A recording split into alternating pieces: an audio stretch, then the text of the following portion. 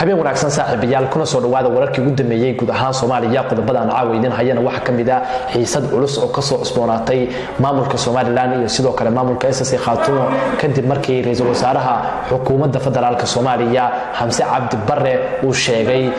inuu tagi doono magaalada Laascaanood ee xarunta maamulka SSC Khaatumo waan eegi doonaa xiisadaas iyo sidoo kale Fahad Yaasiin ayaa sheegay in mar walba la shirqoolo saraakiisha ciidanka qaranka Soomaaliyeed waxa uu sheegay in shirqoolkaasi ay ka dambeeyaan dalal shisheeye warbixintaasna waa eegi doonaa balse marka hore wax ka codsanaya daawada in YouTube-ka ku soo dhawaato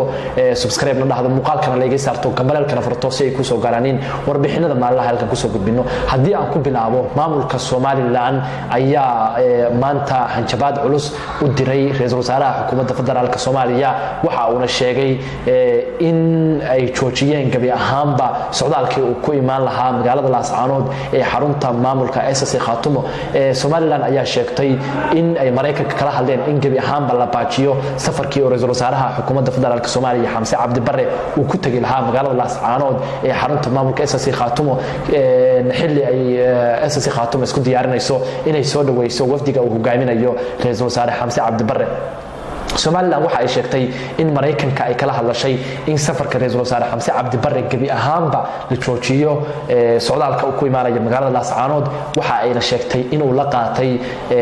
Mareykanku in la joojiyo safarka uu ku imaanayo ra'iisul wasaare Xamse Cabdi Barre magaalada Laascaanood oo ay sheegeen in ay iyagu ka arrimiyaan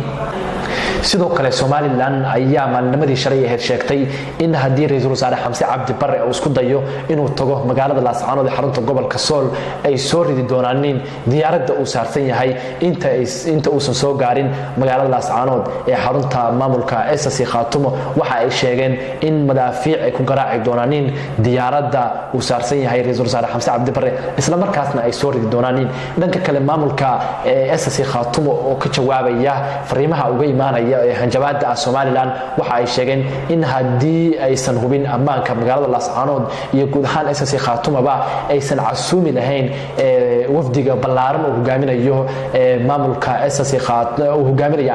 ra'iisul wasaaraha xukuumadda federaalka Soomaaliya Xamse Cabdi Barre waxa ay sheegeen in ay ku filan yihiin ammaanka maamulkooda iyo ammaanka ra'iisul wasaaraha xukuumadda federaalka Soomaaliya waxa ayna sheegeen in ra'iisul wasaare Xamse Cabdi Barre uu imaanayo magaalada Laascaanood ee xarunta maamulka SSC Khaatumo maanta waxa magaalada Laascaanood soo gaaray safar ballaaran oo hogaaminayaan wasiiro oo la sheegay in ay hordhac u yihiin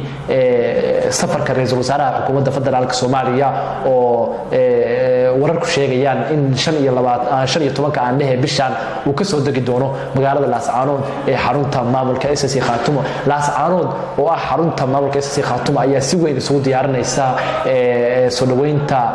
ra'iisul wasaare Xamse Cabdi Barre iyaga oo wadooyinka laga buuxiyay ama lagu xiray boorar ay ku xarnay yihiin sawiraanta ra'iisul wasaare Xamse Cabdi Barre waxa ayna dadku aad ugu heelan yihiin inay soo dhaweeyaan ra'iisul wasaare Xamse Cabdi Barre waxa ayna maamulka SSC Khaatumo qabaanin in maqaamka maamulka SSC Khaatumo oo kor u qaadi doono haddii uu ra'iisul wasaare Xamse Cabdi Barre uu soo booqdo magaalada Laascaanood ee xarunta maamulka SSC Khaatumo dhanka kale Soomaaliland waxay ka dagaalamaysaa haddii uu ra'iisul wasaare Xamse Cabdi Barre uu soo gaaro magaalada Laascaanood waxay ka gudbin doontaa fariin adag oo ah in Soomaaliland oo awal sheegay jirtay gobolada Sool iyo Sanaag aysan ka arrimin isla markaasna haddii uu Laascaanood tago ra'iisul wasaare Xamse Cabdi Barre uu isku sawiro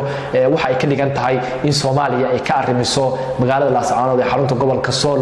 agaasimihii hore ee hadda nabad sugidda iyo sirdoonka qaranka Soomaaliyeed Fahad Yaasiin Xaaji Daahir ayaa sheegay in ciidamada qaranka Soomaaliyeed lagu wado in la baabi'iyo waxa uu sheegay in la beegsanayo saraakiisha iyo ciidamada ugu firfircoon waxa uu sheegay in arintaasi ay ka shaqeynayaan dawladda shisheeye sidoo kale waxa uu sheegay in arintan ay ka shaqeynayaan ama loo soo diray dad ciidamada ku dhex jira ama mas'uuliyiin ka tirsan wasaaradda qorsheynta xukuumadda federaalka Soomaaliya ma uusan magacaabin mas'uuliyiinta magacyadooda iyo sidoo kale dowladaha iyo dalalka ka shaqeynaya in la burburiyo ciidamada qaranka Soomaaliyeed sidoo kale Fahad Yaasin ayaa sheegay in la rabo in gabi ahaanba la baabi'iyo ciidamada qaranka Soomaaliyeed waxa uu sheegay in si loo baabi'iyo ciidamada qaranka Soomaaliyeed la beegsanayo saraakiisha ay ciidamadu ku dayanayeen sidaasna la rabo in lagu baabi'iyo guud ahaan ciidamada qaranka Soomaaliyeed